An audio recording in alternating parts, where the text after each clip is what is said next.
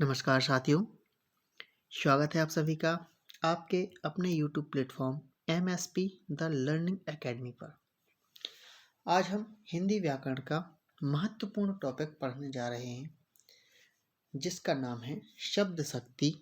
शब्द शक्ति के है भेद लिखे हुए हैं अभिधा, व्यंजना और लक्षणा। यह कक्षा 11वीं और 12वीं के लिए और अदर इम्पोर्टेंट गवर्नमेंट एग्जाम्स के लिए, जिसमें भी हिंदी पूछी जाती है, उसके लिए बहुत बहुत ही महत्वपूर्ण टॉपिक है। चलिए तो शुरुआत करते हैं। सबसे पहले है शब्द शक्ति। शब्द शक्ति की परिभाषा उसी में है, जैसा उसका नाम है उसी प्रकार से उसका काम है। कैसा है कि शब्द का अर्थ बोध कराने वाली शक्ति को ही शब्द शक्ति कहा जाता है। मतलब सामान्य से शब्द हैं, अब उसका कोई व्यक्ति किस प्रकार से अर्थ लगाता है तो उसे क्या कहा जाता है? शब्द शक्ति। अब यह 3 प्रकार की होती है। पहली है अभिधा, दूसरी लक्षणा और तीसरी व्यंजना। अब अभिधा शब्द शक्ति क्या होती है?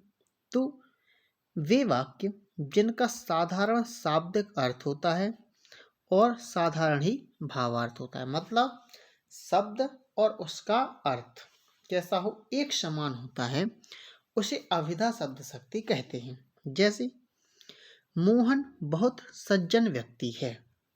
ठीक है। अब आप इसमें कोई अलग से कुछ सोचेंगे कि सज्जन मतलब सज्जन ही व्यक्ति है। ठीक है ना। शिवानी बहुत बहादुर लड़की है। ठीक है ना। तो यह क्या हो जाएंगे? अभिधा शब्द शक्ति। ठीक है ना। अब हमने कहा दूसरा है लक्षणा शब्द शक्ति। तो जब कोई शब्द अपने मुख्य अर्थ को छोड़कर तत्संबंधी मतलब उसी से संबंधित विशेष या अन्य अर्थ को बताए, तब उसे लक्षणा शब्द शक्ति कहते हैं और उस अर्थ को लक्ष्यार्थ कहते हैं। ठीक है ना। मतलब जो शब्द लिखा उसका सामान्य अर्थ नहीं हो, कोई विशेष अर्थ हो, उसे क्या कहते हैं? लक्षणा। जैसे उदाहरण है जतिन शेर है। अब शेर का मतलब तो होता है एक जानवर जो जंगल में रहता है। तो इसका ये मतलब नहीं हुआ कि जतिन जानवर है, या फिर इसका ये भी मतलब नहीं हुआ कि जतिन के 2 कान हैं, पूंछ है, बिल्कुल दहाड़ता है। इसका मतलब ये हुआ कि शेर की एक भावना क्या होती है कि वह बहादुर होता है, तो जतिन बहादुर है। जैसे हमने यहाँ पर अभिधा में क्या कह दिया कि शिवानी बहादुर लड़की है। ठीक है ना। तो अब इसमें लक्षणा में हो दिया सिर हो गया, तो बहादुर की जगह सिर। शेर को बहादुर की समझा जा रहा है। जैसे वह लोमड़ी की तरह चालाक है। अब लोमड़ी चालाक होती ना। जैसे आपने सुना होगा कि हमारी बेटी तो गाय है। अब गाय का मतलब गाय नहीं कि घास डाल दो, उसका मतलब क्या होगा कि वह जिस प्रकार से गाय सीधी होती है वैसे ही सीधी है। ठीक है ना। जैसे उसकी आंखें कैसे प्रकार हिरनी के समान है, हिरनी की आंखों के समान है। तो सेम नहीं, मतलब जैसे हिरनी की आंखें सुंदर होती हैं वैसे ही सुंदर हैं। ठीक है ना।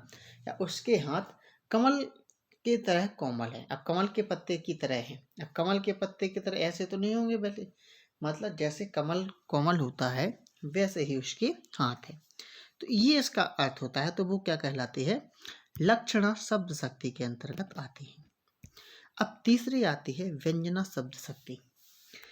अब जहां वाक्य तो साधारण होता है, लेकिन उसका प्रत्येक पाठक अथवा श्रोता के लिए अपना अपना भिन्न अर्थ होता है, वहां कौन सी शब्द शक्ति होती है?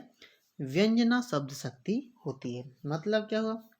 वाक्य साधारण, लेकिन प्रत्येक व्यक्ति उसके लिए अपना अलग अर्थ लगाता है। जैसे अब एग्जाम्पल के तौर पे है रात हो गई। अब देखो रात हो गई, इसके कई प्रकार के अर्थ होंगे। जैसे घर में माताएं बहनें क्या करेंगी? खाना बनाने की तैयारी करने लगेंगी।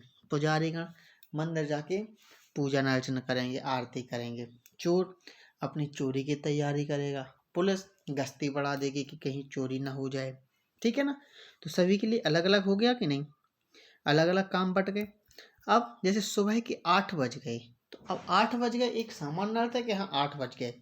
अब विशेष अर्थ अलग अलग कि जिसको जो कार्य करना हो, जो 8 बजे से जो कार्य करता होगा, सुबह के जो कार्य होते होंगे वह वैसे काम करने लगेंगे। तो सभी के लिए अलग अलग अर्थ इसके हो जाते हैं। तो यह होती है व्यंजना शब्द शक्ति। हमारा यह टॉपिक कंप्लीट हुआ। अब हम मिलेंगे अगले एक और इम्पोर्टेंट टॉपिक के साथ। यदि आप लोगों को वीडियोस पसंद आ रही हों तो लाइक करें, कमेंट करके बताएं। कोई और टॉपिक समझना हो तो वो भी बता दें। साथ में चैनल को सब्सक्राइब करें और अपने सभी साथियों तक इन्हें शेयर करें। Thank you.